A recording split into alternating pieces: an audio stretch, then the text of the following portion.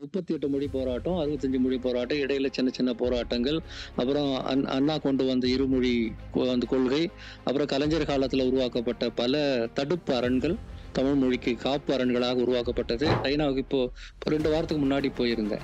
அவ்வளவு புத்தகங்கள் மொழிபெயர்க்கிறாங்க. அத்தனைக்கும் சிஸ்டம் இருக்கு. பணத்தை கொட்டி வளர்க்குறாங்களே ஹிந்தி, அதுக்கு கூட கிடையாது.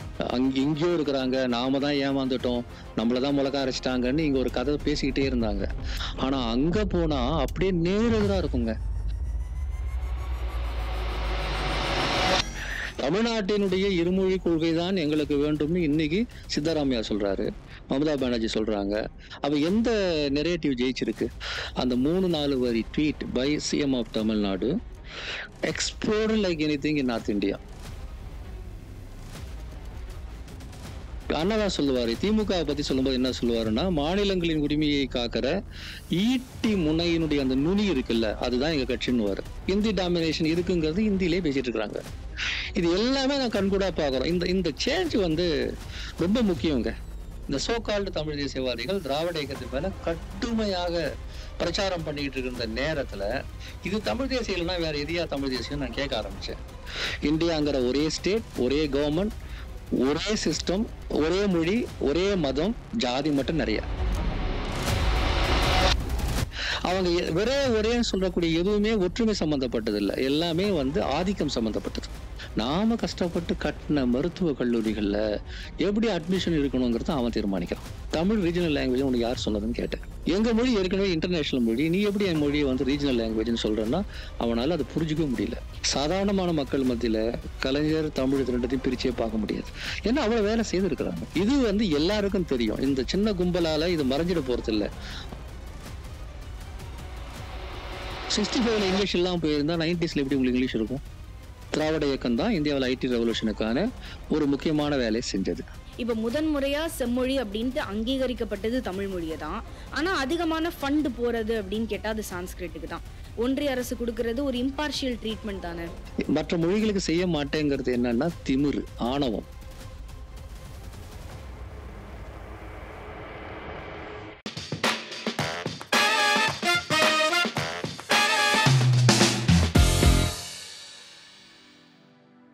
அனைவருக்கும் வணக்கம். Welcome to Pen Speaks. சமூகம், மொழி, சிந்தனை, எல்லாத்தையும் தாண்டி தொழில்நுட்பம், இப்படி பல துறைகள்ல செயல்பட்டு கொண்டிருக்கும் ஒரு செயற்பாட்டாளர் 100க்கும் மேற்பட்ட புத்தகங்களை ஆழி பதிப்பகம் மூலமா நமக்கு வெளியிட்டு கொடுத்திருக்கும் பதிப்பாளர் திரு ஆழி செந்தில்நாதன் அவர்கள் நம்ம கூட இன்னைக்கு பென் ஸ்பீக்ஸ்ல இணைஞ்சிருக்காங்க. வணக்கம் sir. Sir, first of all Aazhi Senthilnathan, உங்க பேரே கியூரியஸா இருக்கு சார். ஆழி, அதோட மீனிங் என்ன? எதனால இந்த பேர் பப்ளிகேஷனுக்கும் சரி, எதனால அது வந்தது? என்னோட பேரே ஒரு சோஷியல் மீடியா கிரியேஷன் தான் சொல்லுவேன். நான் முதல்ல ஃபேஸ்புக்ல எழுத ஆரம்பிச்ச சமயத்துல, அதுக்கு முன்னாடிலாம் என் பேர் வழக்கம் போல எல்லாரையும் போல இனிஷியலா தான் இருந்தது. சேசா செந்தில்நாதன் அப்படின்னு தான் எழுதுவேன். எங்க அம்மா பேரு எங்க அப்பா பேரை சேர்த்து சேசா செந்தில்நாதன். ஆனா அப்போ வேற நிறைய செந்தில்நாதன், ஒரு காமனான பேர் தானே செந்தில்நாதன்ங்கிறது.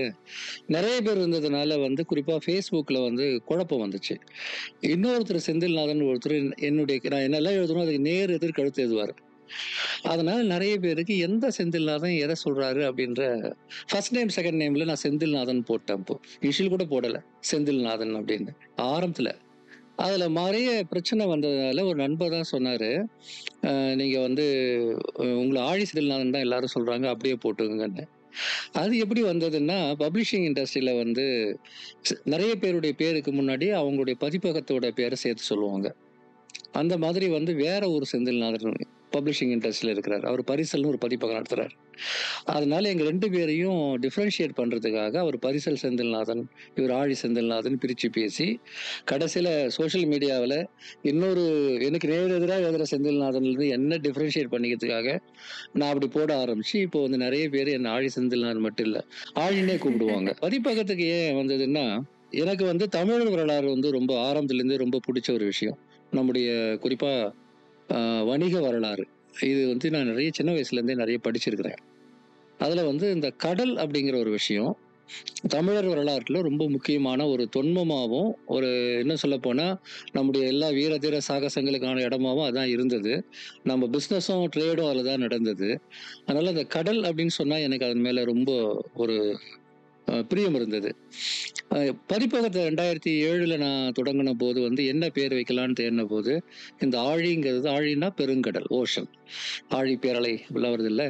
அதனால வந்து அந்த சொல் வந்து ரொம்ப ஆப்டாகவும் சின்னதாகவும் அழகாகவும் இருந்தது. அதன் பிறகு என்னுடைய பப்ளிஷிங் கம்பெனி பேர் ஆழி, என்னுடைய யூடியூப் சேனல் பேர் பேரலை, என்னுடைய டெக்னாலஜி கம்பெனி பேர் ஐலேசா. ஐலேசான்னாலும் கடல்ல மீனவர்கள் போய் பாடக்கூடிய பாடல்ல வர அந்த வரி. அதனால ஓகே. கடல் சார்ந்தே எனக்கு ஸோ ஒரு மெட்டஃபாரிக்கலா கடல் ஆமா சார்ந்த ஆமா உங்களுக்கு அது அது. வந்து ஓகே. சரியா சொல்ல போனா தமிழர் வரலாறு மீதான ஒரு கடல் வழி வரலாற்றின் மீதுல ஒரு ஒரு ஆர்வம் தான். கடலை கடந்து போனங்கிற ஆர்வம் தான். அப்படிதான் அது வந்து உருவாச்சு. ஆனா அந்த ஆழின்ற பேரு அது உங்க அடையாளமாவே ஆகும்னு நீங்க நினைச்சிருக்கீங்களா சார்? நினைக்கல. அதான் நான் சொல்றேன். நான் ஏதோ போயிட்டு ஏதோ பண்ணிட்டு இருக்கும்போது வந்து மத்தவங்க எனக்கு வச்ச பேர் தான். ஆக்சுவலா இந்த பிசினஸ்ல வந்து பிராண்டிங் பத்தி ஒண்ணு சொல்லுவாங்க. பிராண்டிங் அப்படிங்கிறது நீங்க உருவாக்குறது இல்ல. மத்தவங்க உங்கள எப்படி ஐடென்டிஃபை பண்றாங்களோ அதுல இருந்து வர்றதுதான் பிராண்டிங் அப்படின்னு. அதுபோல ஆழி செந்தில்நாதன் சொல்லும்போது அந்த ஆழிங்கிற பிராண்ட நான் உருவாக்கல. ஆழிங்கிற பப்ளிஷிங் கம்பெனி தான் நான் உருவாக்குனேன். மத்தவங்க வந்து அத ஒரு பிராண்டா வந்து மாத்துறாங்க. அது கம்பெனிக்கும் பிராண்ட் ஆச்சு, எனக்கும் பிராண்ட் ஆச்சு. அப்படிதான் சொல்ல முடியும். உங்களுடைய கடல் மேல இருக்கிற பிரியத்தை சொல்றப்போவே பப்ளிஷிங் கம்பெனி பேர் ஆழி, யூடியூப் வந்து பேரலை, இப்போ ஏஐ கம்பெனி அதோட சிஇஓவா இருக்கீங்க ஐலசா. இதையும் தாண்டி எடுத்து பார்த்தா நீங்க ஒரு ஜேர்னலிஸ்ட், அதை தாண்டி ஒரு அரசியல் காமெண்டேட்டரா இருக்கீங்க, சமூகம் சார்ந்து நிறைய செயல்கள் செஞ்சுட்டு இருக்கீங்க. இப்படி பல்வேறு துறைகள்ல உங்களுக்கு வந்து ஈடுபாடு இருக்கிறப்போ நீங்க என்னவா உங்களை அடையாளப்படுத்திக்கணும்னு நினைக்கிறீங்க? உங்களை எல்லாரும் தெரிஞ்சுக்கணும்னா இந்த ஒரு குறிப்பு எனக்கு இருக்கணும் அப்படின்றது இத்தனை அடையாளங்கள்ல நீங்க எதை வந்து தேர்ந்தெடுப்பீங்க சார்? அடையாளங்கள் வந்து எல்லாருக்குமே நெறைய அடையாளங்கள் இருக்குங்க. ஒரு தொடர்ந்து செயல்படக்கூடிய எல்லாருக்குமே ஒரு 4, 5 அடையாளங்கள் இருக்கும்.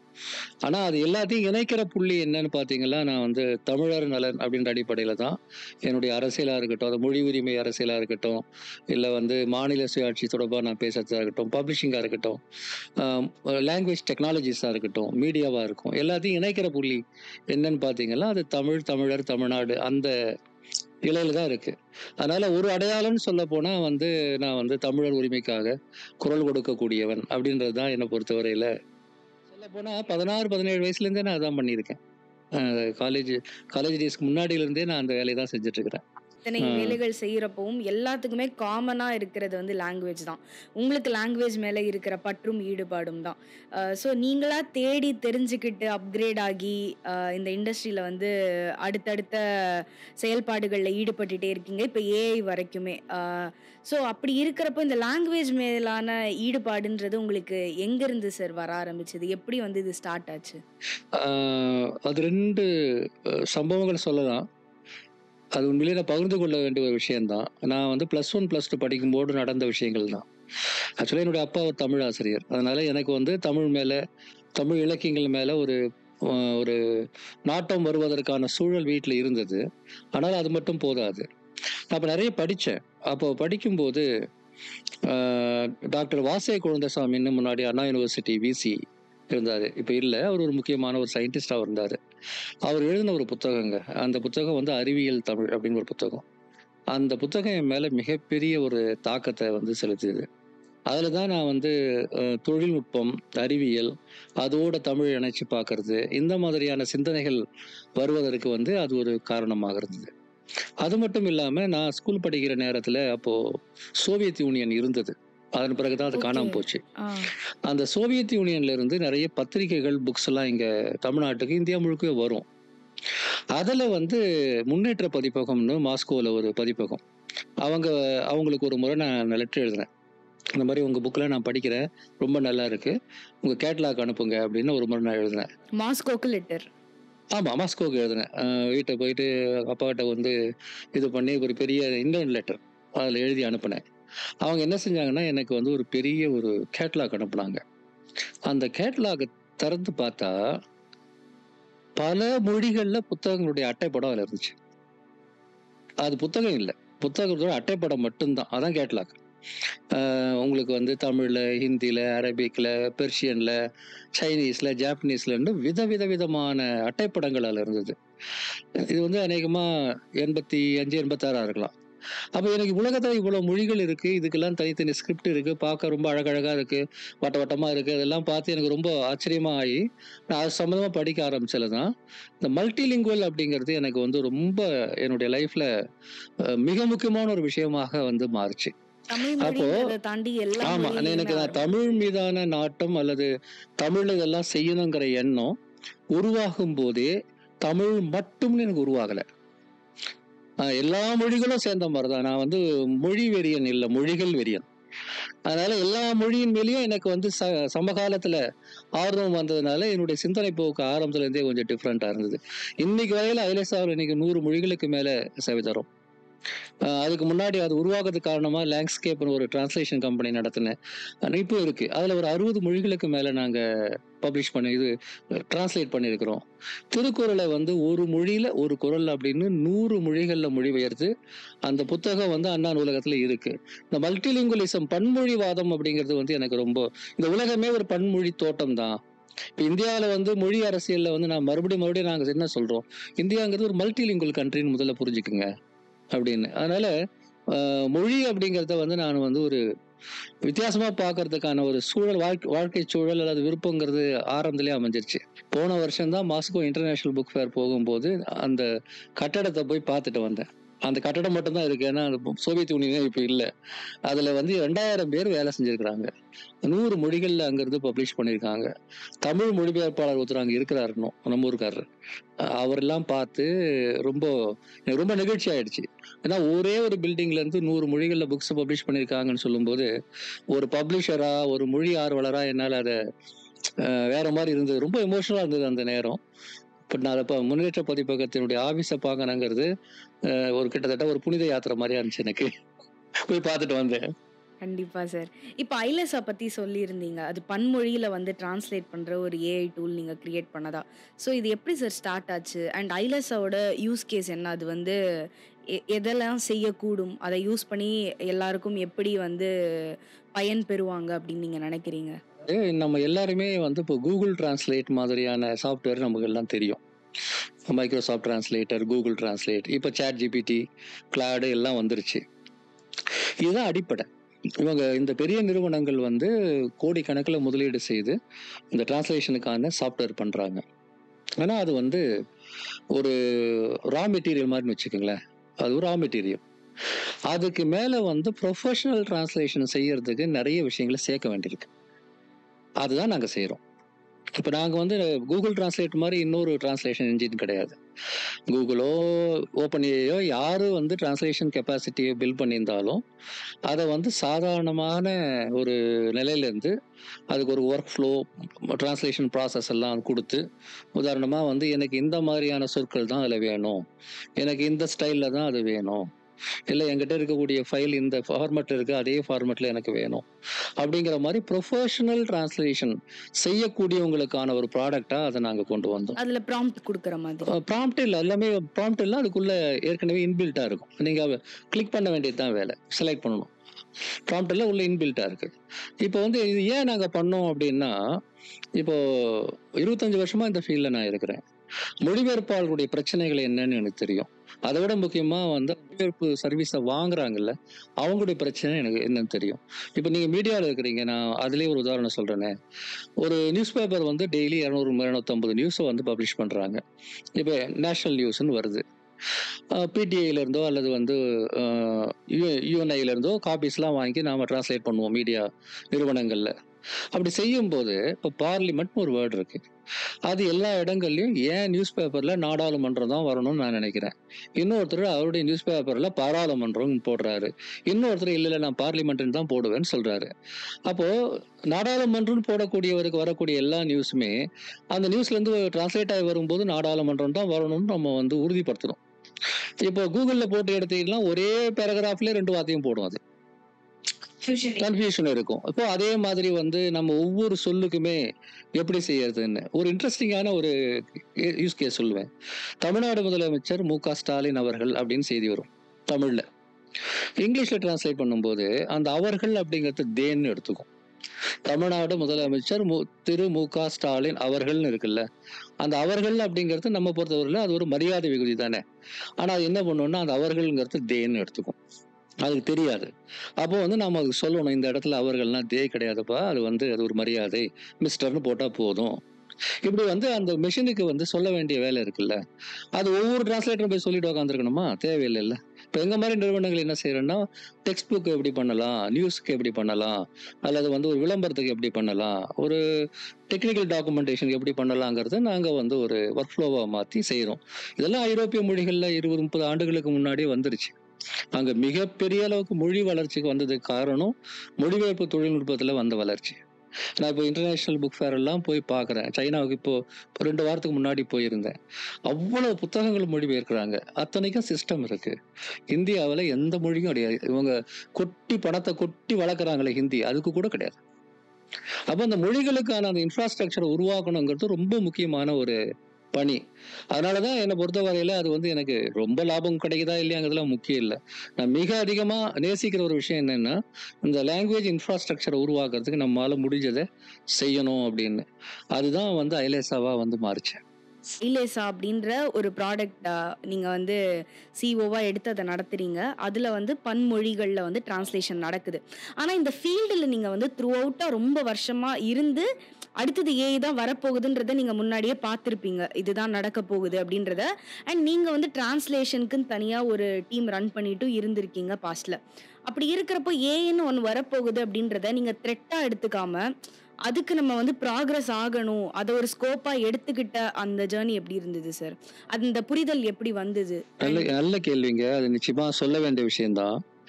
நான் 95ல எம்ஏ ஜேர்னலிசம் முடிச்சுட்டு முதல் முறையே ஜேர்னலிசத்துக்குள்ள காலடி எடுத்து வைக்கும்போது ரைட்டர் சுஜாதா இருந்தார் இல்லையா, ஆமா. அவருடைய அண்ணா யூனிவர்சிட்டியில் ஒரு மீட்டிங்கில் நான் வந்து அவர்கிட்ட கேட்டேன், சார் இந்த மாதிரி எதிர்காலத்தில் கம்ப்யூட்டரே டிரான்ஸ்லேட் பண்ணுற மாதிரிலாம் வரும்னு சொல்கிறாங்களே, என்ன ஆகும் அப்படின்னு நான் கேட்டேன். அவர் சொன்னார், நீ யாருப்பான்னு கேட்டார் என்ன. உங்களை போல மாணவர் பத்திரிகையாளர் மாதிரி தான் அப்போ நான் இருந்தேன். நான் மாதிரி இந்த பத்திரிகையில் வேலை செய்கிறேன் அப்படின்னு சொன்னேன். கம்ப்யூட்டரே வந்து டிரான்ஸ்லேட் பண்ணால் உங்களுக்குலாம் வேலை போயிடும், பரவாயில்லையா அப்படின்னு கிண்டல் அடித்தார். எல்லாரும் சிரிச்சாங்க அந்த அவையில். நான் சொல்ல 95. ஏன்னா அப்போ இருந்தே அதை பற்றி நான் படித்தேன். நான் தமிழில் வந்து தமிழ்நாட்டில் என்னெல்லாம் நடக்குதுன்னு நான் அப்போது பார்த்தபோது, இந்தியாவிலே முதல் முறையாக தமிழ்ல தான் ஒரு மெஷின் டிரான்ஸ்லேஷன் ப்ராஜெக்டை 84வது வருஷம் பண்ணியிருக்கிறாங்க. அது அப்படியா? தெரிய வந்தது எனக்கு. ஓகே. அந்த யூனிவர்சிட்டி ப்ரோக்ராம்ல தான் அந்த புக்கு நான் பார்த்தேன், அந்த ரிசர்ச் மெட்டீரியல். ஓகே. 84ல எங்க சார்? யாரு பண்ணாங்க? ஐஐடி பண்ணல, அண்ணா யூனிவர்சிட்டி பண்ணல, இந்தியன் இன்ஜினியரிங் காலேஜ் பண்ணல, எந்த டெக்னாலஜி நிறுவனங்களும் பண்ணல. அந்த ஹை லெவல் டெக்னாலஜி வேலையை செஞ்சது தமிழ் பல்கலைக்கழகம் தஞ்சாவூர். ஓ. ரஷ்யன்ல இருந்து தமிழுக்கு. ஓ, ஓகே. அதெல்லாம் படிச்சு எனக்கு ஆர்வமா இருந்து நான் அப்பவே போயிட்டு வந்து கடையில புக் ஷாப்ல போய் அது சொந்தமா புக் நான் தேடும்போது ஆர்டிஃபிஷியல் இன்டெலிஜென்ஸ் அப்படின்ற தலைப்புல இருந்து ஒரு டெக்ஸ்ட் புக் தான் எனக்கு கிடைச்சது. அதை வாங்கி அப்பவே நான் படித்தேன். நான் பிசிக்ஸ் ஸ்டூடெண்ட், அதனால ஓரளவு என்னால் புரிஞ்சுக்க முடிஞ்சது. ஆனால் அதில் வேலை செய்யறதுக்கு எனக்கு வாய்ப்பே கிடைக்கல. நான் ஃபுல்லாக மீடியாவில் இருந்தேன். அப்புறம் இந்த டிரான்ஸ்லேஷன் கம்பெனி நடத்திட்டு இருக்கும்போது அரௌண்ட் 2006-07ல் ஒரு பெரிய நிறுவனம் வந்து ஹிந்தி தமிழெல்லாம் மெஷின் டிரான்ஸ்லேஷன் ப்ராஜெக்ட் கொண்டு வர்றதுக்காக டேட்டாலாம் கலெக்ட் பண்ண ஆரம்பிச்சாங்க. அப்போ மீடியாவில் இருக்கக்கூடிய டேட்டா வேணும், செய்திகள்லாம் மொழிபெயர்த்து, இப்போ இங்கிலீஷ் செய்தி இருக்கு, தமிழ் செய்தி இருக்கு, இது ரெண்டுத்தையும் மெஷின் கம்பேர் பண்ணி தான் ஒன்று செய்யுது. அதுக்கு டேட்டா வேணும், இல்லை டேட்டா இல்லாமல் அதை பண்ண முடியாது. கண்டிப்பா. அதுக்கு ஒரு பெரிய ப்ராஜெக்ட் எங்களுக்கு கொடுத்தாங்க. நான் மீடியாவிலேருந்து வந்ததுனால இவன் பண்ணுவான் அப்படின்னு கொடுத்தாங்க. அப்போதான் வந்து இந்த ஏஐ டிரான்ஸ்லேஷன்னா என்ன, அது எப்படி ஒர்க் ஆகும்னு நான் தெரிஞ்சுக்கிட்டேன்.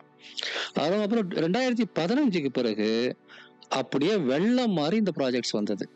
AI translation. ஏஐ டிரான்ஸ்லேஷனுக்கான டேட்டா கிரியேட் பண்ற ப்ராஜெக்ட். தமிழுக்கு மட்டும் இல்லை, எல்லா இந்திய மொழிகளுக்கும் நான் வந்து கிட்டத்தட்ட சில கோடி சென்டென்சஸ் வந்து எங்க நிறுவனம் பண்ணியிருக்கோம்.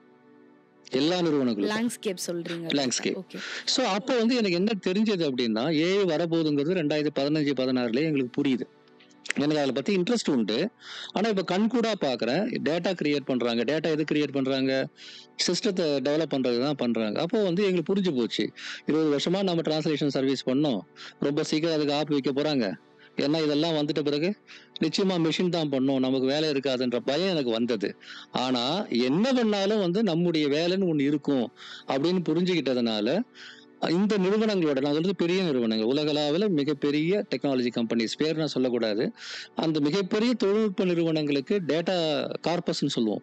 அந்த கார்பஸ் கொடுக்குற வேலை செஞ்சதுனால பலவிதமான corpus, news data, political data, government data, education, text book, பல டேட்டா நாங்கள் வந்து கலெக்ட் பண்ணி கியூரேட் பண்ணி கொடுக்கும்போது ஏஐ வந்து அந்த முனையில வரது தெரிஞ்சு போச்சு. உடனடியாக உட்காந்து யோசிச்சோம் என்ன பண்ணலாம் அப்படின்னு. அதுக்கு ஜம்ப் பண்ணிடலாம் அப்படின்னு முடிவு பண்ணி தான் இந்த ஐலேசாங்கிற எண்ணமே எனக்கு வந்து வந்தது. ஸோ அதுக்கு உள்ள இருந்து வந்தது தான், வெளியில இருந்து பார்த்து நான் பயப்படவும் இல்லை, இல்லை ஒரு பேராசையா ஆஹா ஏஐ பத்தி எல்லாரும் சொல்றாங்கப்பா நான் போயிட்டு ஒரு பிசினஸ் தொடங்கலாம் அப்படின்னும் வரல. நான் அதுக்கு உள்ள இருந்தே அந்த அடுத்த ஸ்டெப்ல வந்து அப்படியே நான் வந்து அதுக்கு வந்தேன், அப்படிதான் சொல்ல முடியும். நிஜமாவே சார், நீங்க முன்னாடியே அதை பார்க்க தொட்டு வந்து உங்களால அதை கணிச்சு பண்ண முடிஞ்சுது. இதுல நீங்க சொன்ன முக்கியமான இன்ஃபர்மேஷன் என்னன்னா, தமிழர்களும் ரொம்பவே தீர்க்கதரிசியா தான் இருந்திருக்காங்க. 1984லயே 84ல யோசிச்சு பாருங்க. லாங்குவேஜ் கம்ப்யூட்டிங் பத்தி எழுத முடியுதுன்னா பிரமிப்பா தான் இருக்கு. ஆனா இந்த இயல்பு வந்து என்னைக்குமே தமிழ்நாட்டுக்கு இருந்திருக்குன்னு தானே சார் சொல்ல முடியும். ஆமா, ஏன்னா நிச்சயம். இப்போ இன்னைக்கு வந்து பிற மாநிலங்களா இருக்கட்டும், இப்போ கர்நாடகாவா இருக்கட்டும், இல்லை வந்து தெலுங்கானாவா இருக்கட்டும், கேரளாவா இருக்கட்டும், பிற மாநிலங்கள் வந்து இன்னைக்கு வந்து லாங்குவேஜுக்காக ரொம்பவே குரல் கொடுத்து அவங்களுடைய தாய்மொழியை பற்றி அதிகமாக பேசி சோஷியல் மீடியாலையா இருக்கட்டும் இல்லை தினசரியுமே அதிகமாக பேசி, மகாராஷ்டிராவில் கூட பாஜக ஆளும் மகாராஷ்டிராவில் கூட ஹிந்தியை வந்து 3ஆம் மொழியாக கொடுக்கறதுக்கான ரொம்பவே ரெசிஸ்டன்ஸ் இருக்காங்க. தெலுங்கானாவில் தெலுங்கு வந்து கம்பல்சரியாக படிக்கணும்னு சொல்லி கொண்டு வந்திருக்காங்க. ஆனால் தமிழர்கள் இங்கே தமிழ்நாட்டில் வந்து அது திராவிட இயக்கங்கள் வந்து 30ஸ்ல இருந்தே செய்ய ஆரம்பிச்சு கண்டினியூஸா நம்ம ஆன்டி ஹிந்தி அஜிடேஷன் வந்து கொண்டு வந்துட்டே இருக்கோம். ஹிந்தி இம்போசிஷனுக்கு அகெயின்ஸ்டா என்னைக்குமே பேசிய ஒரு மாநிலமா இருக்கும். ஸோ அதை வந்து நம்ம முன்னாடியே ஃபோர்காஸ்ட் பண்ணி பேசிய ஒரு விளைவா இன்னைக்கு நீங்க அதை பார்க்க முடியுதா சார் பிற மாநிலங்களுடைய? இந்த நிச்சயமாக நீங்க சொன்ன மாதிரி 100 வருஷமா நமக்கு இருக்குங்க இந்த மொழியை பாதுகாப்பதுங்கிற உணர்வு, இந்தி திணிப்புக்கு எதிரான உணர்வு அப்படிங்கிறது வந்து நமக்கு கிட்டத்தட்ட 100 வருஷமா இருக்கு. இன்னைக்கு வந்து மகாராஷ்டிராவில், கர்நாடகத்தில், தெலுங்கானாவில், ஈவன் கேரளாவில் பார்க்கக்கூடிய விஷயங்கள் எல்லாமே நாங்கள் ஒரு 10 ஆண்டுகளுக்கு முன்பாகவே பார்க்க ஆரம்பித்தோம். 2015 வருஷம் 65 மொழி போராட்டம் நடந்தது இல்லையா, அதனுடைய 50வது ஆண்டு. அப்போ வந்து சென்னையில் வந்து நான் ஒரு இனிஷியேட்டிவ் எடுத்து நீங்கள் சொன்ன இந்த எல்லா மாநிலங்கள்ல இருந்தும் பிரதிநிதிகளை அழைச்சிட்டு வந்து மொழி உரிமை மாநாடுன்னு ஒன்று சென்னையில் நடத்தணும். அப்போ வந்து கிளியர்னு ஒரு ஆர்கனைசேஷன் உருவாக்கணும், campaign for language equality and rights, clear. அதனுடைய நோக்கம் வந்து இந்த மொழி திணிப்பை எதிர்க்கிறது, அனைத்து மொழிகளுக்கும் ஆட்சி மொழி வேணும்னு. அது நாங்கள் புதுசாக உருவாக்குனது இல்லை, காலங்காலமாக திராவிட இயக்கம், திமுக சொன்ன விஷயங்கள் தான். அதை நாங்கள் வந்து சென்னை டிக்ளரேஷன் ஆஃப் லாங்குவேஜ் ரைட்ஸ்னு ஒரு டாக்குமெண்ட் ரிலீஸ் பண்ணோம். நான் சொல்றது 2015. அப்போ அந்த கிளியருங்கிற அமைப்பு உருவாக்கி அதுக்கு அடுத்து ஒரு 3-4 வருஷம், கோவிட் முன்னாடி வரையில அந்த 3-4 வருஷம் நான் இந்தியா முழுக்க சுத்துறேங்க. கிட்டத்தட்ட ஒரு 20-30 மாநாடுகள், கருத்தரங்குகள், போராட்டங்கள்ல நான் கலந்துட்டு இருப்பேன். அப்ப போடப்பட்ட எல்லா விதைகளும் நீங்க முளைச்சிட்டு இருக்குது. எந்த கர்நாடகத்துல ஒரு காலத்துல மொழி பிரச்சனை வந்தா தமிழர்களை அடிக்காங்களோ, அதே கர்நாடகத்துல நாங்க அவங்களோட சேர்ந்து இந்தி திணிப்புக்கு எதிராக போராட்டம் நடத்திருக்கிறோம். எந்த கர்நாடகத்துல மகாராஷ்டிராவோட எல்லை பிரச்சனையால அவங்களோட சண்டை போட்டிருந்தாங்களோ, அதே கர்நாடகத்துல தமிழர்கள், மராத்தியர்கள் இவங்க 2 பேரும் கன்னடர்களோட சேர்ந்து அந்த மாநாட்டை நடத்தினாங்க. எந்த மகாராஷ்டிராவில் ஒரு காலத்துல தென்னிந்தியர்களை அடிச்சு விரட்டினாங்களோ அந்த மகாராஷ்டிராவில தான் இந்திய போராட்டம் நடக்குது. இது எதுவுமே தற்செயல் கிடையாது. இந்த மகாராஷ்டிராவில், அப்புறம் வந்து கர்நாடகத்துல, பெங்கால்ல, நேற்று கூட பெங்கால்ல ஒரு பெரிய போராட்டம் நடந்தது, மொழி பிரச்சனை உட்பட எல்லாத்துக்குமான ஒரு பேரணி நடந்தது. பஞ்சாப்ல, கேரளாவில் போகும்போதெல்லாம் எல்லாரும் இந்த கேள்வி கேட்பாங்க, தமிழ்நாட்டில் நீங்க மட்டும் எப்படிங்க முன்னாடியே தெரிஞ்சுக்கிட்டீங்க அப்படின்னு. அப்போ பெரியார், அண்ணா, கலைஞர் அந்த வரலாறு நான் சொல்லுவேன். இங்க தமிழ்நாட்டில் இருக்கும்போது நமக்கு வேற விதமான பிக்சர் கொடுத்துட்டு இருந்தாங்க. கன்னடர்கள்லாம் மொழி உணர்வு ரொம்ப முக்கியவங்க, கேரளாக்காரங்கெல்லாம் ரொம்ப மொழி உணர்வுல இங்கேயோ இருக்கிறாங்க, நாம தான் ஏமாந்துட்டோம், நம்மளதான் முளக்க அரைச்சிட்டாங்கன்னு இங்க ஒரு கதை பேசிக்கிட்டே இருந்தாங்க. திருப்பி அந்த கேட்கும் போது நமக்கு என்ன தோணும்னா, அப்ப தமிழர்களாகிய நமக்கு வந்து உண்மையிலேயே மொழி உணர்வு இல்லையோ? கர்நாடகத்துல ஒரு போர்டுல கூட வந்து கன்னடம் இல்லாம இல்லை, நம்ம ஊர்ல நிறைய இருக்கு அப்படின்னு நம்ம வந்து அந்த மாதிரி மேலோட்டமான விஷயங்களை பார்த்து மயங்கிடுவோம். ஆனா அங்க போனா அப்படியே நேரெதிரா இருக்குங்க. நாங்க போர்டுலாம் வச்சிருப்போங்க, ஆனா எங்க மொழி வந்து எங்க ஊர்ல இல்ல. வேற மாதிரி இருக்கும். தமிழ்நாட்டை பார்த்து தான் கத்துக்கிறோம்னு சொல்லாதவங்க யாருமே கிடையாது. கண்டிப்பா. அன்னைக்கு வந்து 38 மொழி போராட்டம், 65 மொழி போராட்டம், இடையில சின்ன சின்ன போராட்டங்கள், அப்புறம் அண்ணா கொண்டு வந்த இருமொழி அந்த கொள்கை, அப்புறம் கலைஞர் காலத்துல உருவாக்கப்பட்ட பல தடுப்பு அரண்கள், தமிழ் மொழிக்கு காப்பு அரண்களாக உருவாக்கப்பட்டது. கண்டிப்பா. அப்புறம் மொழிக்காக அவங்க செஞ்ச வேலைகள். நான் வந்து 99ல வந்து அன்னைக்கு கலைஞர் முதல்வராக இருந்தபோது கலைஞரோடவும் அப்புறம் அன்னைக்கு முக்கியமான தலைவராக இருந்த முரசொலி மாறன் அவர்களோடும் சேர்ந்து கனித்தமிழ் மாநாட்டுக்காக நிறைய வேலை செய்திருக்கிறேன். அப்போ நான் வந்து ஒரு இந்தியா டுடேல வேலை செஞ்சுட்டு இருந்தேன். அங்க இருக்கும்போதே நான் வந்து ஒரு வாலண்டியரா அந்த மூவ்மெண்ட்ல கலந்துகிட்டு இருக்கிறேன். அப்போ கண் கூட நான் பார்த்தேன் எவ்வளவு எஃபோர்ட் போட்டாங்க. அன்னைக்கு டைடல் பார் கூட வரல, அன்னைக்கு ஐடி பாலிசி கூட உருவாக்கப்படலை. அந்த அந்த காலகட்டம். ஆனா அன்னைக்கு கலைஞரும் முரசொலி மாறனும் எடுத்த நடவடிக்கைகள் இன்னைக்கு வந்து இந்த சைபர் ஸ்பேஸ்ல தமிழ் முன்னோடியா இருக்கிறதுக்கு ஒரு காரணமா இருக்கு. அதனுடைய 25வது ஆண்டு மாநாடு போன வருஷம் நடந்தது. ஆக எப்படி பார்த்தாலும் நம்ம முன்னோடியா இருக்கிறோம். மொழியை வந்து ஒரு டெமோக்ராட்டிக் பாலிடிக்ஸா கொண்டு வந்தது, மொழி திணிப்பை எதிர்க்கிறது, மொழியை நவீனப்படுத்துறது, மொழிக்கும் அறிவியலுக்குமான தொடர்பை உறுதிப்படுத்துறது. அதனாலதான் இன்னைக்கு வந்து ஏன்னு வரும்போதும் நாம போய் முன்னாடி நிக்கிறோம். இது வந்து நான் போய் முன்னாடி நிக்கிறது இல்ல, இந்த சூழல் அப்படி உருவாக்கப்பட்டிருக்கு. வேற ஒரு இடத்துல என்ன மாதிரி எனக்கு கிடைச்ச வாய்ப்பு மாதிரி இன்னொருத்தர் கிடைக்காம போகலாம். தமிழ்நாடு ஏற்கனவே வந்து மொழிக்கான ஒரு ஸ்பேஸை கிரியேட் பண்ணி வச்சிருக்கிறதுனால நான் ஜம்முன்னு உள்ள போயிட்டேன். ஆக அந்த கிரெடிட்ஸ் எல்லாமே யாருக்கு போகணும்? திராவிட இயக்க தலைவர்களுக்கும் தமிழறிஞர்களுக்கும் தான் போகணும். அவங்க தான் இதை உருவாக்குனாங்க. உண்மை நான் வந்து வேடிக்கையா சொல்லல, உண்மையிலே சொல்றேன். கான்டெக்ட் இல்லாம எதுவுமே நடக்காது. ஒரு ஒரு இந்த குறிப்பிட்ட எக்கோசிஸ்டத்துல தான் ஒண்ணு நடக்கும். தமிழ்நாட்டுல மொழிக்கான எக்கோசிஸ்டத்தை 100 வருஷமா நம்ம தலைவர்கள் உருவாக்கி வச்சிருக்கிறதுனால இன்னைக்கு என்ன மாதிரியானவங்க எல்லாம் போயிட்டு வந்து அந்த வேலையை செய்ய முடியுது. அப்படிதான் நான் பாக்குறேன் அதை. இப்போ அந்த நேம் போர்ட் பிரச்சனைகள் எல்லாம் சொன்னீங்க. ஆனா இன்னைக்கு நீங்க சொல்ற மாதிரி இங்க நம்மளுக்கு ஒரு நரேட்டிவ் வந்து திணிக்கப்படுது. இங்க ஏன் வந்து 3வது மொழி வந்து படிச்சே ஆகணும், நாங்க திணிக்கல, உங்களுக்கு வெளியில போனா தமிழ்நாட்டுக்கு வெளியில ஒரு சர்வைவல்காக தான் இந்த 3வது மொழி அப்படின்னு சொல்லி இந்த புதிய கல்விக் கொள்கையை வந்து திணிப்பதற்கான ஒரு நவீன நரேட்டிவ்னு சொல்லலாம், ஒரு சட்டில் நரேட்டிவ்னு சொல்லலாம். ஸோ இதை வந்து இங்க எப்படியாவது கொண்டு வரணும்னு பாக்குற இதே டைம்ல பிற மாநிலங்கள் இப்பதான் வந்து இல்ல அதுதானே தீர்வு. அதாவது ரொம்ப காலமா வந்து என்ன சொன்னா, தமிழ்நாடு தனிச்சிருக்கு, எல்லாருமே இந்தியை ஏத்துக்கிட்டாங்க, நீங்க மட்டும்தான் ஏத்துக்கல. இதை பாரு அவங்க எல்லாம் படிச்சுட்டு வந்து எங்க மேல போயிட்டாங்க, நீங்க வந்து கும்மிடி பூண்டியை உங்களால தாண்ட முடியாதுன்னு தான் நம்ம சொல்லிட்டு இருந்தாங்க. அவங்க எங்கெல்லாம் சொன்னாங்களோ அங்கெல்லாம் போராட்டம் வெடிக்குது. தமிழ்நாட்டினுடைய இருமொழி கொள்கை தான் எங்களுக்கு வேண்டும்னு இன்னைக்கு சித்தராமையா சொல்றாரு, மமதா பானர்ஜி சொல்றாங்க. இல்ல வந்து மகாராஷ்டிராவில் ஆளுங்கட்சி சொல்லனாலும் எதிர்கட்சிகள் வந்து அதுதான் முக்கியமா வந்து பாக்குறாங்க. அப்ப எந்த நெரேட்டிவ் ஜெயிச்சிருக்கு? தமிழ்நாட்டு நெரேட்டிவ் தான் ஜெயிச்சிருக்கு. எப்படி வந்து குஜராத் மாடல்னு சொல்லிட்டு ஒரு பொய்யான மாடலை கொண்டு நம்ம திணிக்க பார்த்து அதுக்கு எதிராக இன்னைக்கு அந்த ஊருக்காரனே தமிழ்நாட்டு மாடல் தான் பெட்டரா இருக்கு அப்படின்னு சொல்ல வச்சோமோ, அதே மாதிரி தான் இன்னைக்கு வந்து மொழின்னு வரும்போது தனித்து விடப்பட்டதாக இல்ல தனித்து இருப்பதாக சொல்லப்பட்ட தமிழ்நாட்டுடைய வழிமுறை தான் எங்களுக்கு உகந்ததுன்னு சொல்லிட்டு வந்து இந்தியாவில் எல்லாரும் வந்து சொல்றாங்க. நான் இன்னொன்னு சொல்லணும். ஒரு சில மாதங்களுக்கு முன்னாடி முதல்வர் வந்து ஒரு ட்வீட் போட்டிருந்தாரு. அதுல என்ன போட்டிருந்தாருன்னா, ஏன் நாங்க மொழி திணிப்பு எதிர்க்கிறோம் அப்படின்றதுக்கு வந்து ஒரு ஒரு ஒன்று எழுதியிருந்தார். அதாவது இந்தி பேசக்கூடிய மாநிலங்கள்லயே இந்த போஜ்புரி, மைதிலி, அங்கிகா இந்த மாதிரியான மொழிகள் எல்லாம் ஹிந்தி மொழி வந்து காணாமல் ஆக்கி வச்சிருக்கு, எங்களுக்கு அந்த வரலாறு எல்லாம் தெரியும், அதனால நாங்க ஏத்துக்க மாட்டோம்னு ஒரு 2 லைன் போட்டிருந்தாரு. அதனுடைய விளைவுகள் என்ன அப்படிங்கிறது தமிழ்நாட்டுல நிறைய பேருக்கு தெரியாது. எனக்கு வந்து இந்த நான் சொன்ன இந்த கிளியர் அமைப்பு மூலமா இந்தியா முழுக்க இந்த ஆர்கனைசேஷன் எல்லாம் பழக்கம். போஜ்புரி மொழிக்கு போராடுறவங்க, அங்கிகாவுக்கு போராடுறவங்க, கோசலை மொழிக்கு போராடுறவங்க எல்லாம் நாங்க இந்த ஒன்னா இருக்கிறோம் அந்த ஃபோரத்துல. அவங்க மூலமா வந்த சில தகவல்கள்லாம் எடுத்து நான் 2 வாரம் நான் யூடியூப்ல பல விதமான டிபேட்ஸ் சம்பந்தமா பார்த்தேன். தமிழ்நாட்டில் வேற பேர் நோட்டீஸ் பண்ணாங்களான்னு தெரியல. அந்த 3-4 வரி tweet by CM of Tamil Nadu exploded like anything in north India.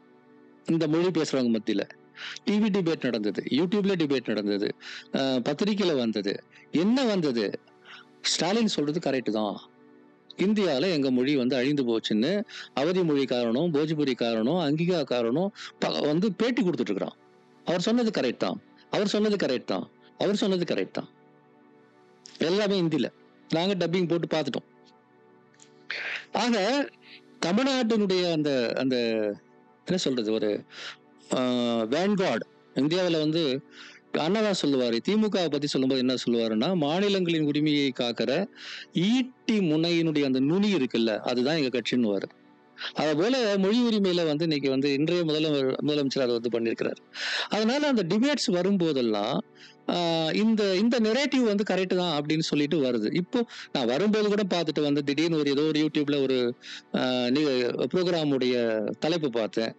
வந்து ஹிந்தி இந்தியாவோட நேஷனல் லாங்குவேஜ் இல்ல அப்படின்னு வந்து என்டிடிவிலயோ எதுலயோ ஒரு டிபேட் நடந்துட்டு இருக்கு. அப்புறம் இந்த கீழடி மாதிரியான விஷயங்களோட இன்னைக்கு இந்தியா முழுக்க விரிவாக அலசப்படுகிறது. முன்னாடி எல்லாம் அவ்வளவு இழுத்து மூட்டு போவாங்க. இன்னைக்கு வந்து உண்மையை மறைக்கிறாங்க அப்படிங்கிற விஷயத்த நார்த் இந்தியாவுங்கிற சேனல் பேசுறான். இன்னைக்கு இன்னைக்கு வந்து எக்கனாமிக்ஸ்ல தமிழ்நாட்டினுடைய வெற்றியை பத்தி வரக்கூடிய வீடியோவும், கீழடி பத்தி வர்றது, மொழி பிரச்சனை பத்தி வர்றது எல்லாமே இந்தியா முழுக்க நடக்குது. நீங்க நம்ப மாட்டீங்க, ஹிந்தி சேனல்ஸ்ல இதை பத்தி நிறைய விவாதம் நடக்குது. அந்த விவாதங்கள் நமக்கு எதிரா இல்லைங்கிறது தான் முக்கியம். கண்டிப்பா. எதிரா பேச அவங்களால எல்லாம் அந்த ஐஏஎஸ் படிக்கிறவங்களுக்காக சேனல் எல்லாம் நடத்துறாங்கல்ல, அந்த சேனல் முழுக்க கீழடி பத்தி விவாதம் நடக்குது. எல்லா விவாதங்களையும் கடைசியில வந்து இந்த விஷயத்துல வந்து தமிழ்நாட்டினுடைய கேஸ் தான் வந்து கரெக்ட் அப்படின்ற துணியில தான் பேசுறாங்க. மொழி பிரச்சனையிலேயே கிட்டத்தட்ட அப்படிதான் பேசுறாங்க. ஹிந்திலே பேசுறாங்க. ஹிந்தி டாமினேஷன் இருக்குங்கிறது ஹிந்திலே பேசிட்டு இருக்காங்க. இது எல்லாமே நான் கண்கூடா பாக்குறோம். இந்த இந்த சேஞ்ச் வந்து ரொம்ப முக்கியங்க. 30, 40, 50 வருஷமா 60 வருஷமா நம்ம சொல்றது எவனுமே கேட்டது கிடையாது. இன்னைக்கு நம்ம சொல்றதெல்லாம் கேட்கறான். அது பெரிய விஷயம். சார், இப்போ நீங்க சொன்னதிலேயே இப்ப அண்ணா சொன்ன மேற்கோள் ஒண்ணு சொல்லியிருந்தீங்க. உங்களுக்கு அண்ணா மேல அளவு கடந்த காதல் எதனால சார்? பல காரணங்கள் உண்டு. ஆனா ஒரு மேஜர் ரீசன் வந்து என்னன்னா, 2014ல நான் எலெக்ஷன்லாம் நின்னேன். தனியா ஒரு சின்ன அமைப்போட நாடாளுமன்ற தேர்தல்ல. அந்த தேர்தல்ல தான் மோடி வந்து ஆட்சிக்கு வந்தாரு. அவருக்கு ஆட்சி வந்து கொஞ்ச நாள்லயே வந்து ஒரு பெரிய விஷயம் புரிஞ்சிருச்சு. என்னன்னா, இது வழக்கமான எலெக்ஷன் கிடையாது. இவர் வழக்கமான பிரைம் மினிஸ்டரும் கிடையாது. இவங்களுடைய முதல் வேலையே வந்து மாநிலங்கள்ங்கிற அமைப்பை வந்து உருக்குலைப்பதுதான். மாநிலங்களுடைய உரிமையை பறிக்கிறது, மாநிலங்களே இல்லாம பண்றது.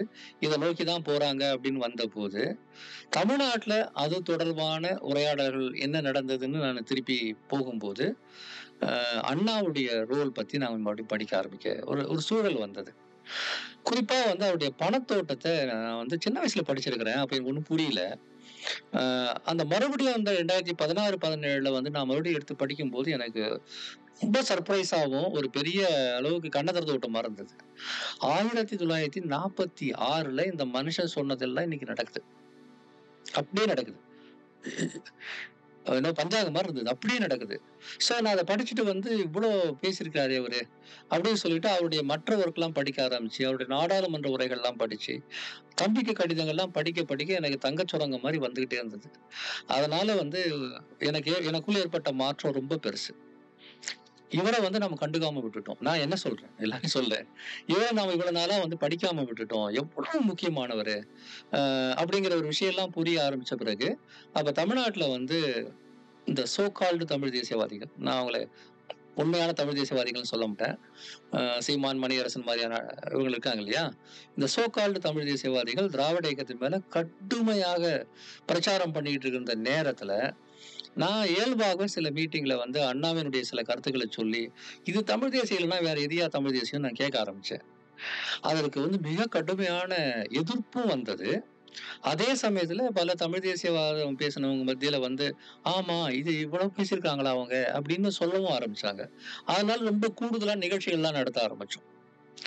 இப்ப வந்து அண்ணாவை வந்து மறுபடியும் ஒரு ரீஇன்டர்பிரேஷன் பண்ணக்கூடிய நம்ம ஊர்ல பாத்தீங்கன்னா, அண்ணா இல்லாத இடமே கிடையாது. அண்ணா சமாதி இருக்கு, அண்ணா சாலை இருக்கு, அண்ணா சிலை இருக்கு, அண்ணா பல்கலைக்கழகம் இருக்கு. நான் அண்ணா நகர்ல இருந்து தான் வரேன். நான் படிச்சது வந்து அண்ணா சமாதிக்கு எதிராக இருந்த பல்கலைக்கழகத்துல தான். எல்லா இடங்கள்லயும் அண்ணா இருக்கு. அதனால அண்ணாவை வந்து யாரும் மறக்கடிக்கல. அவர் வந்து நீக்கம் வரை நிறைஞ்சிருக்கிறார். ஆனா அவருடைய கோட்பாடுகள் 2 தலைமுறை தாண்டி இருக்கிறவங்க மத்தியில போய் பதியல. அதனால அது ஒரு மிஷனா எடுத்து நாங்க செயல்பட்ட போது, நான் எதிர்பார்த்ததை விட ரொம்ப பாசிட்டிவான செயல்பாடு தான் இது, ரெஸ்பான்ஸ் தான் அதுல இருந்தது. அதன் பிறகு அத நான் ஒரு முக்கியமான ஒரு விஷயமா எடுத்துட்டு, உண்மையில நான் தமிழ்நாட்டு வரலாற்றுல வந்து அண்ணாவுடைய ரோல வந்து எல்லாருமே குறைச்சு மதிப்பிட்டுருக்காங்க. அத வந்து தொடர்ந்து நம்ம சொல்லிட்டே வந்தோம்னா, இப்படிப்பட்ட ஒரு நெருக்கடிலாம் கூட நமக்கு வந்திருக்காதுன்னு எனக்கு தெரிஞ்சது. அதனுடைய விளைவாகத்தான் அவருடைய கோட்பாட்டின் அடிப்படையில தான் தன்னாட்சி தமிழகம்னு ஒரு ஃபோரமும் உருவாக்கி, மாநில சுயாட்சிக்கான வேலைகள் செய்தோம். பட் அண்ணா வந்து 2 வருஷம் தான் முதலமைச்சரா இருந்தாரு. அதுக்குள்ள அவரு கட்சியை தொடங்கி முதல்வராக 2 வருஷம் இருந்த காலகட்டத்துல போட்டு வச்ச அஸ்திவாரம் இருக்குல்ல, பலமான அஸ்திவாரம். அதுக்கு மேல வந்து கோட்டையை கட்டுற காலம், அந்த வாய்ப்பு வந்து கலைஞருக்கு தான் கொடுத்தது. அதனால கலைஞருடைய அந்த மாநில சுயாட்சி தீர்மானத்தை அடுத்த கேம்பெயினா எடுத்தோம். முதல்ல வந்து அண்ணாவை எடுத்தோம். அதன் பிறகு கலைஞருடைய 1974 அவரு சட்டசபையில கொண்டு வந்த தீர்மானம் இருக்கு இல்லையா, அதெல்லாம் நாங்க தொகுத்து ஒரு பெரிய புத்தகமா கொண்டு வந்து அது ஒரு கேம்பெயினா எடுத்தோம். 2018, 19 நாங்க முழுக்க அதுதான் நிறைய செஞ்சுட்டு இருந்தோம். அப்போ வந்து அந்த ஒரு தொடர்ச்சி இருக்கு. எனக்கு பெரிய மகிழ்ச்சி என்னன்னா, அதனுடைய 3வது சாப்டர் வந்து இன்றைய முதல்வர் எழுதிட்டு இருக்கிறார். அதுல எந்த சந்தேகமும் கிடையாது. மற்றவங்களை விட மிக என்ன சொல்றது, ரொம்ப சோதனையான காலகட்டம் இது. அண்ணா பார்க்காத, கலைஞர் பார்க்காத ஒரு இந்தியாவை இன்னைக்கு நம்ம பார்த்துட்டு இருக்கிறோம். இந்த காலகட்டத்துல அதை அடுத்த லெவலுக்கு வந்து இவர் எடுத்துட்டு போறாரு அப்படிங்கிறதுனால அது ரொம்ப மகிழ்ச்சியாகவும், சரி நம்ம செஞ்ச முயற்சிகளுக்கெல்லாம் ஒரு அர்த்தம் இருக்குன்ற ஒரு மனநிலையும் எனக்கு உருவானது. பட் என்னுடைய வாழ்க்கையில நான் வந்து ஒரு 25, 30 வயசுல அண்ணாவை படிச்சிருந்தேன்னு வச்சுங்களேன், வேற விதமா இருந்திருக்கும். அது 45 வயசுல தான் எனக்கு படிக்க வந்தது அப்படிங்கிறதே எனக்கு வந்து ஒரு வருத்தமா தான் இருக்கு. ரொம்ப முன்னாடி படிச்சிருக்கணும். எல்லாரும் உலகத்துல இருக்கிற எல்லா தியரிஸ்டையும், எல்லா தத்துவ ஞானிகளையும், எல்லா அரசியல்வாதிகளையும், தலைவர்கள் எல்லாம் படிச்சிருக்கிறேன். ஆனா நம்ம பக்கத்துல இருக்கிற, கண் முன்னாடி இருக்கிற ஒரு தலைவரை, அவர் இத்தனைக்கும் எல்லா இடத்துலயும் கையில புக்கோட உட்காந்துக்கிட்டு தான் நமக்கு காட்சி கொடுக்குறாரு. படிடான்ட்டு அவரும் சொல்லிட்டு இருக்கிறாரு.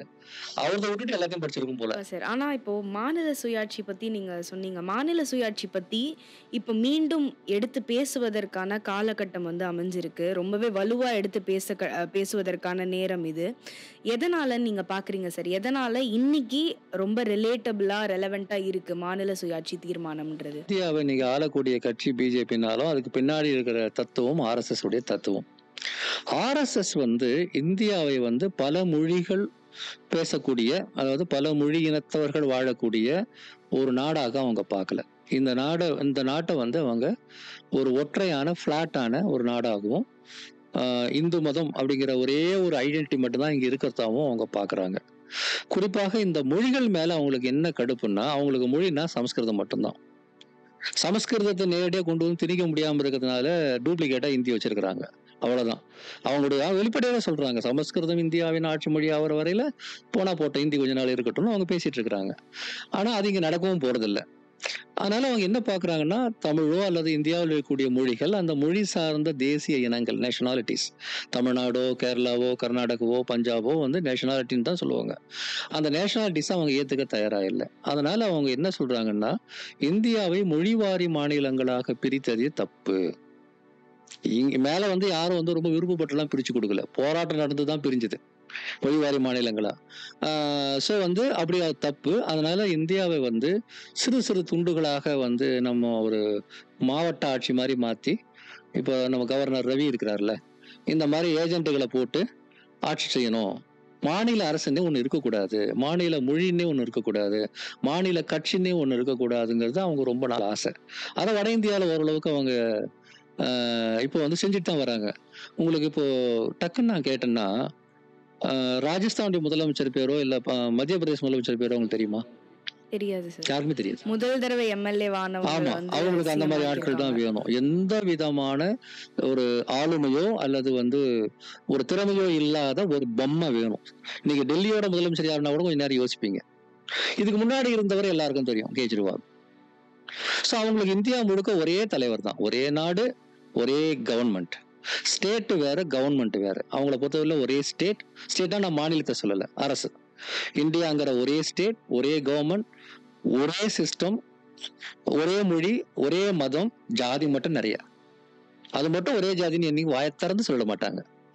ஒரே சாப்பாடு, ஒரே கம்பெனி, கடைசியில் அங்கதான் வந்து முடியும். ஒரு 4-5 கம்பெனி இந்தியாவில இருந்தா போதும், வேற யாரும் தேவையில்லைன்னு. அவங்க ஒரே சொல்லக்கூடிய எதுவுமே ஒற்றுமை சம்பந்தப்பட்டது இல்லை, எல்லாமே வந்து ஆதிக்கம் சம்பந்தப்பட்டது. அந்த ஆதிக்கத்துக்கு நேர் எதிரான பொலிட்டிக்கல் ஸ்பேஸ் தான் திராவிட இயக்கம்ன்றது 100 வருஷமாவே. ஆக வந்து இன்னைக்கு ஏன் நம்ம மாநில சுயாட்சி பத்தி பேசுறோம், மாநில உரிமை பத்தி பேசுறோம்னா, கஷ்டப்பட்டு 100 வருஷமா நம்ம போராடி உருவாக்கின பல சிஸ்டம் இருக்குங்க. நம்முடைய பொருளாதாரம் வேர்ல்ட் லெவலில் இன்னைக்கு பெர்ஃபார்மன்ஸ் பண்ணுது. நம்முடைய சமூக நீதியால மக்கள் இவ்வளவு வளர்ந்துருக்கிறாங்க. நம்முடைய இன்ஃப்ராஸ்ட்ரக்சர், நாம மாநில அரசு செலவு செய்து உருவாக்கின பல விஷயங்கள். நீட்டு பிரச்சனையில பாருங்களேன், நாம கஷ்டப்பட்டு கட்டின மருத்துவ கல்லூரிகள்ல எப்படி அட்மிஷன் இருக்கணுங்கிறத அவன் தீர்மானிக்கிறான். இந்த மாதிரி நிலைமை இருக்கு.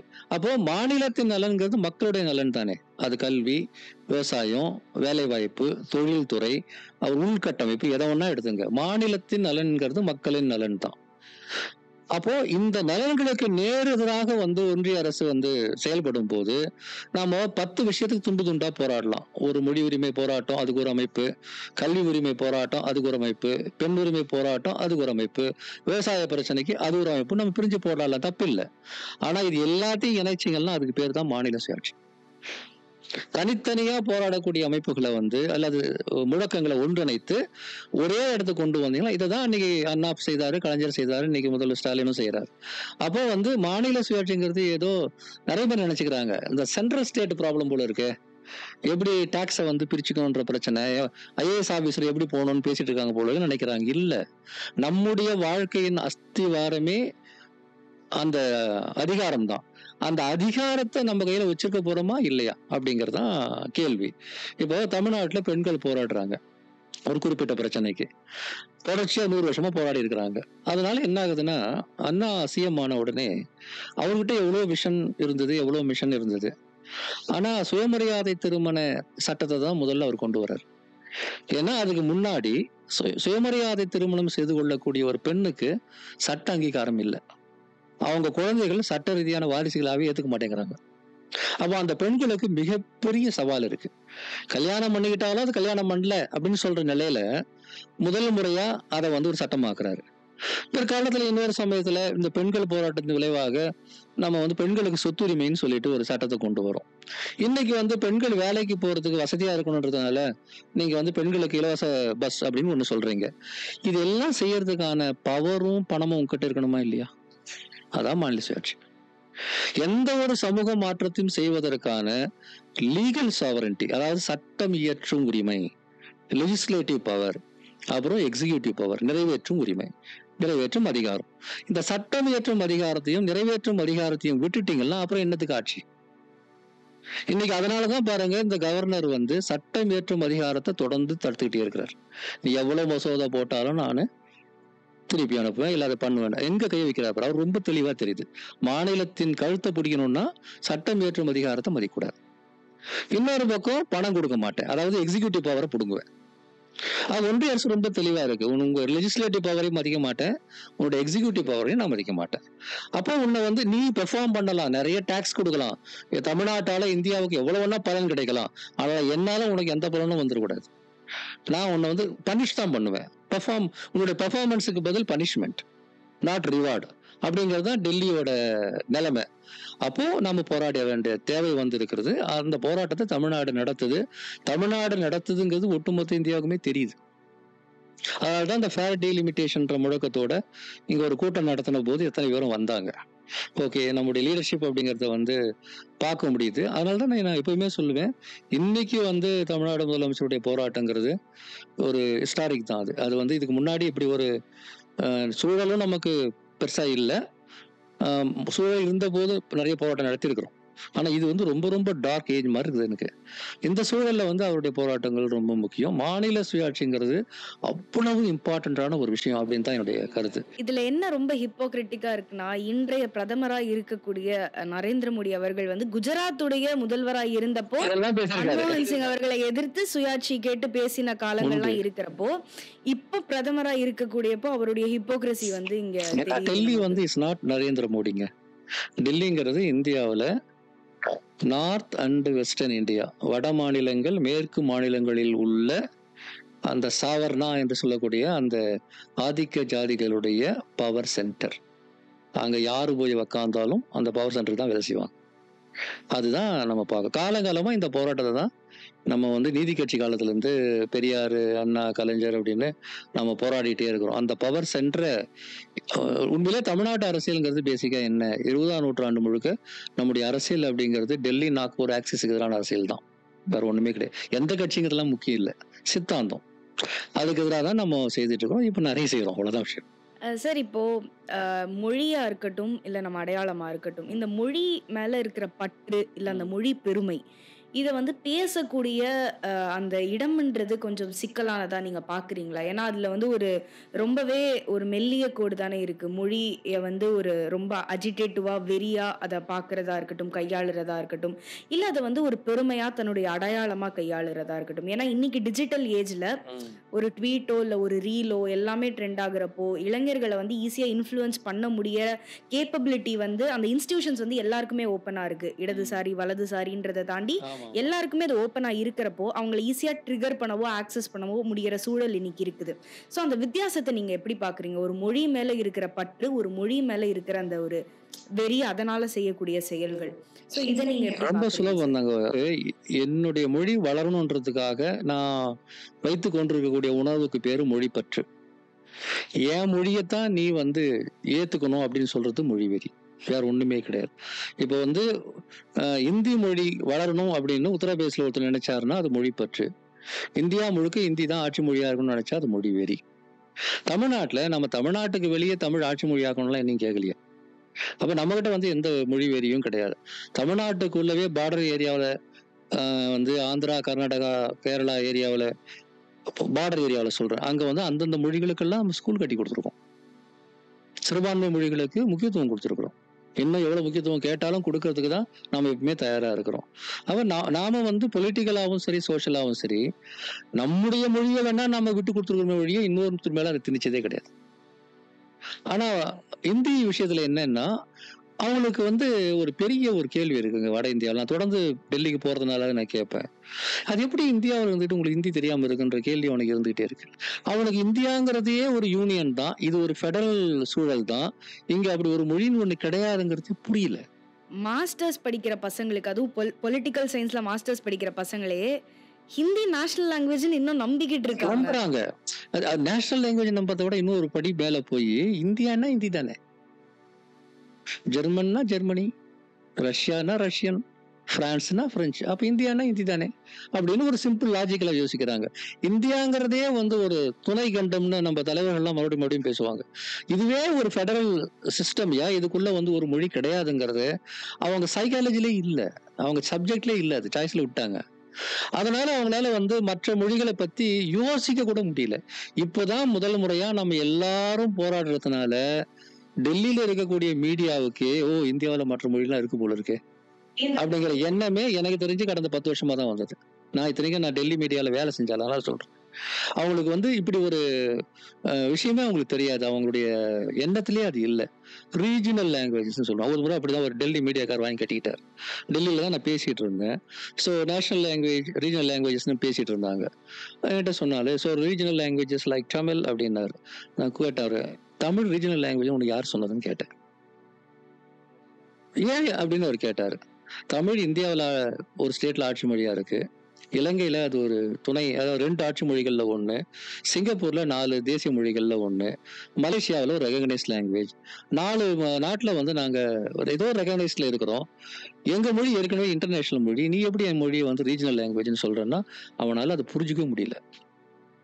உன்னுடைய ஹிந்தி தான் இந்தியாவோட வெளியே எங்கேயுமே கிடையாது, என்னோட மொழிக்கு 4 நாடு இருக்கு, நான் இன்டர்நேஷனல், நீ தான் ரீஜனல், நீ என்ன வந்து ரீஜனல் சொல்ற அப்படின்னு சொல்லிட்டு சண்டை போட வேண்டியதா இருக்கும். அதெல்லாம் கேட்கும் போது அவங்க அப்செப்ட் ஆறாங்க, இவ்வளவு விஷயம் இருக்குதா அப்படின்னு. அந்த போராட்டம் இப்பதாங்க நடக்குது. இந்த இம்பார்ஷியல் ட்ரீட்மெண்ட்டை பத்தியும் நம்ம பேசணும்ல சார். ஏன்னா இப்ப முதன்முறையா செம்மொழி அப்படின்ட்டு அங்கீகரிக்கப்பட்டது தமிழ் மொழியை தான். ஆனா அதிகமான ஃபண்ட் போறது அப்படின்னு கேட்டா அது சான்ஸ்கிரிட்டுக்கு தான்.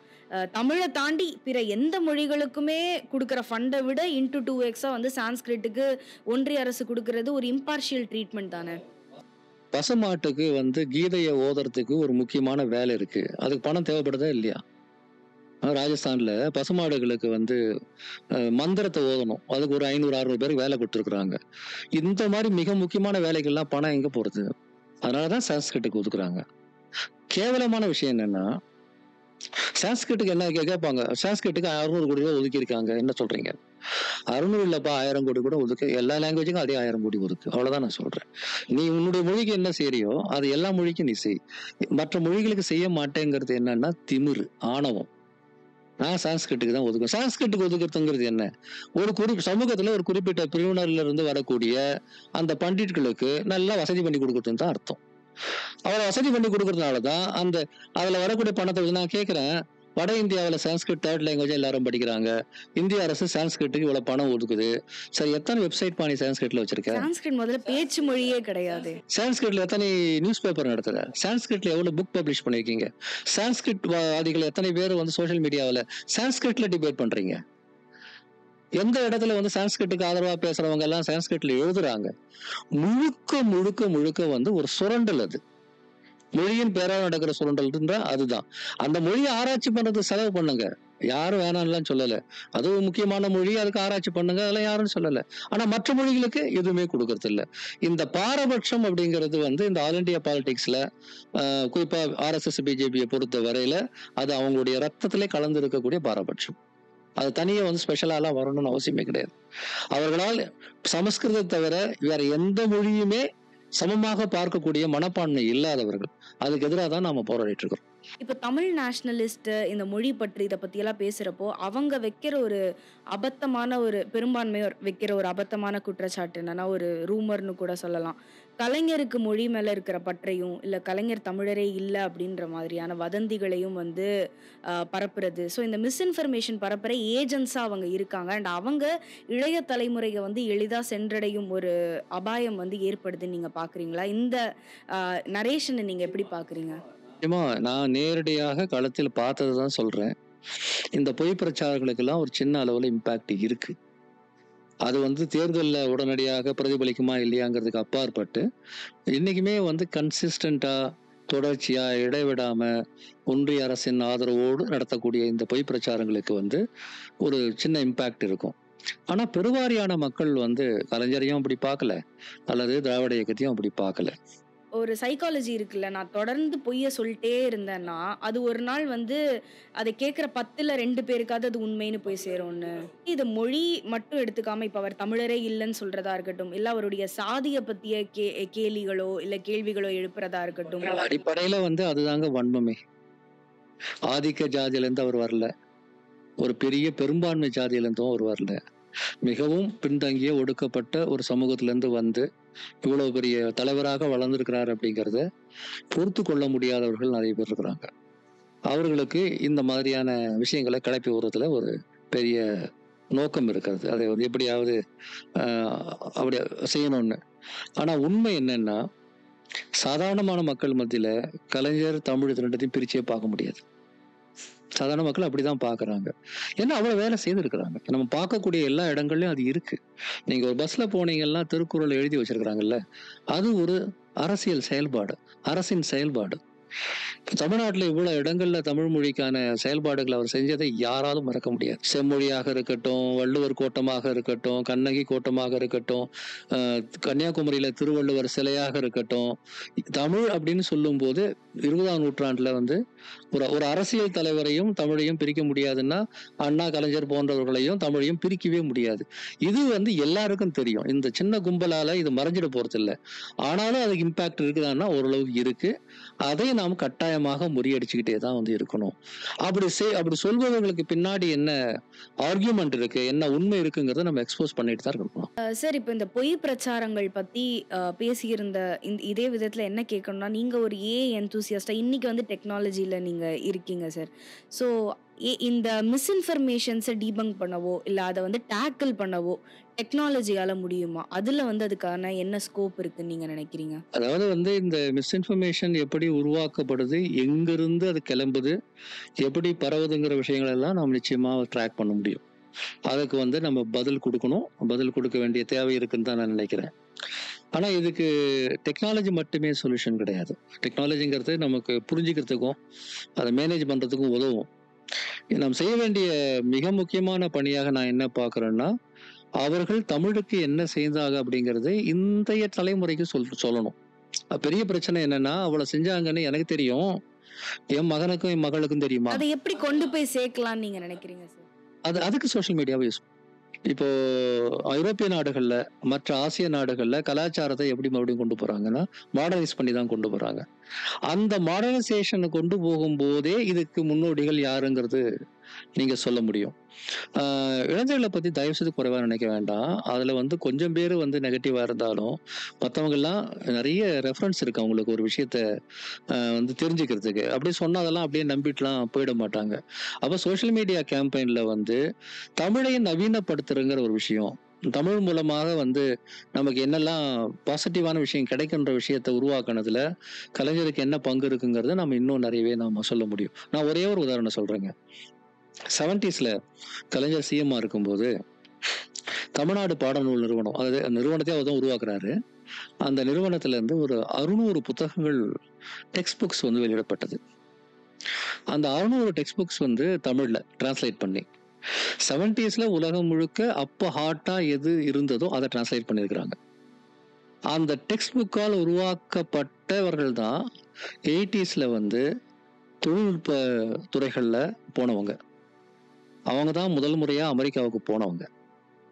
தமிழ் மீடியத்துல படிச்சவர்கள் தான் 90ஸ்ல வந்து ஐடி துறையில போனாங்கல்ல, அவங்க எல்லாம் இங்கிலீஷ் மீடியத்தை படிச்சுட்டு போல, எல்லாருமே தமிழ் மீடியம் படிச்சுட்டு போனவங்க 90%. அவர்கள் படித்த அந்த என்விரான்மெண்ட்டை உருவாக்குனது யாரு? முதல்ல கலைஞர். அந்த 600, 700 புக் ஒரு உதாரணம் சொல்றேன். கலைஞர் அவருடைய ஆட்சி காலத்துல அப்படி ஒரு சிஸ்டத்தை கொண்டு வந்து பெரிய அளவுக்கு பேராசிரியர்களையும் மற்றவங்களையும் உருவாக்காம போயிருந்தா, ஒரு பெரிய ட்ரைப் ஆஃப் என்ஜினியர்ஸை உருவாக்குறதுக்கு நமக்கு வழி இல்லாம போயிருக்கும். அப்படி போனவங்க அங்கிருந்து திரும்பி வந்து தமிழை விட இங்கிலீஷ் முக்கியம், நம்ம இங்கிலீஷ்லயே படிக்கலாம்னு முடிவு பண்ணியிருக்கலாம். அது வேற. ஆனா அந்த அந்த மாற்றம் எப்படி தொடங்குச்சு? அப்ப நம்ம திராவிட இயக்க வரலாறோ அல்லது அண்ணா கலைஞர் ஆட்சி காலமோ சொல்லும் போது என்னன்னா, இந்தியாவினுடைய நவீன வளர்ச்சியில மிக முக்கியமானது ஐடி துறை. அந்த ஐடி துறை வளர்ச்சிக்கு வந்து 2 முக்கியமான காரணங்கள் உண்டு. ஒண்ணு வந்து இங்கிலீஷ். இங்கிலீஷ் இல்லைன்னா அது வளர்ந்திருக்காது. யார் இங்கிலீஷை வந்து இந்தியாவில தக்க வச்சது? 65ல நம்ம மாணவர்கள் அந்த போராட்டம் நடத்தாம போயிருந்தாங்கலாம். திமுக அந்த போராட்டம் நடத்தாம போயிருந்தா ஹிந்தி மட்டும் வந்திருக்கும், இங்கிலீஷ் இல்லாம போயிருக்கும். 65ல இங்கிலீஷ் இல்லாம போயிருந்தா 90ஸ்ல எப்படி உங்களுக்கு இங்கிலீஷ் இருக்கும்? ஆக திராவிட இயக்கம் தான் இந்தியாவில் ஐடி ரெவல்யூஷனுக்கான ஒரு முக்கியமான வேலையை செஞ்சது. 2வது, திராவிட இயக்கத்தினால் உருவான சமூக நீதி கொள்கையால தான் நிறைய பேர் காலேஜுக்கு போனாங்க. நிறைய பேர் காலேஜ் போய் நிறைய என்ஜினியர் வந்ததுனால தான் குறைஞ்ச சம்பளத்துல நிறைய என்ஜினியர்ஸ் எடுக்கக்கூடிய ஒரு இடமாக தமிழ்நாடும் தென்னிந்தியாவும் மாறுச்சு. ஒருவேளை அந்த சோசியல் ஜஸ்டிஸ் இல்லாம போயிருந்தா இங்கேயும் ஒரு சில 100 பேர் தான் ஐஐடியில படிச்சுட்டு போயிருந்தாங்கன்னா உங்களுக்கு அது கிடைச்சிருக்காது. 3வது, இந்த மாஸ் அர்பனைசேஷன் நடக்கிறதுக்கு கலைஞர் ஆட்சி காலம். மாஸ் அர்பனைசேஷன் நடக்காம போயிருந்தா, சென்னை கோவை மாதிரியான நகரங்கள் உருவாகாம போயிருந்தா இங்கேயும் ஐடி வந்திருக்காது. ஆக எப்படி பார்த்தாலும் அவங்க இதெல்லாம் நினைச்சு செய்யல.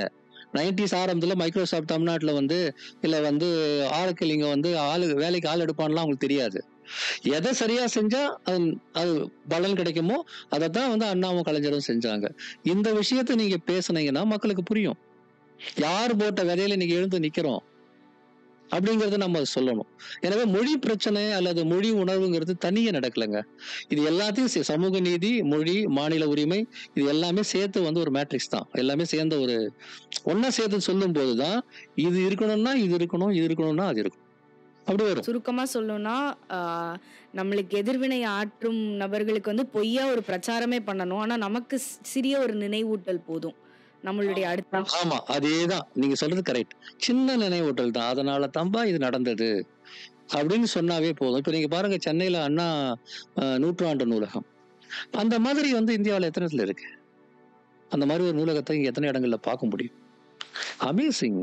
இதெல்லாம் வந்து என்ன சொல்றது, மக்களுக்கு எடுத்து சொல்ல வேண்டியிருக்கு. அது ஒண்ணுதான் விஷயம். ரொம்ப ரொம்ப தேங்க்யூ சார். நீங்கள் இவ்வளோ நேரம் பேசுனதில் வந்து ஒரு உங்களுடைய நாலேஜாக இருக்கட்டும், இல்லை உங்களுடைய அனுபவமாக இருக்கட்டும், இல்லை உங்களுடைய பயணமாக இருக்கட்டும், இது எல்லாத்தையுமே இங்கே வந்து எங்கள் கூட பகிர்ந்துக்கிட்டதுக்கு ரொம்ப ரொம்ப நன்றி. இங்கேருந்து போகிறப்போ ஒரு லெசனோட, ஒரு பாடத்தோட, ப்ளஸ் இன்னும் புரிதலோட போவோம் அப்படின்ட்டு நம்புகிறோம். Thank you so much for your time sir. நன்றிங்க. என்னுடைய லைஃப்ல வந்து முதல்ல ஒரு கேள்வி கேட்டீங்க, உங்க ஐடென்டிட்டி என்னன்னு. பல முகங்கள் சேர்ந்துதான் ஒரு மனுஷன் இருக்க முடியுமா தான் நான் இருக்கிறேன். அது எல்லாத்தையும் கரெக்டா கேள்வி கேட்டு வந்து என்ன நல்லாவே நீங்க எக்ஸ்ப்ளோர் பண்ணீங்க. ரொம்ப மகிழ்ச்சி எனக்கு. Thank you sir. Thank you so much. Thank you.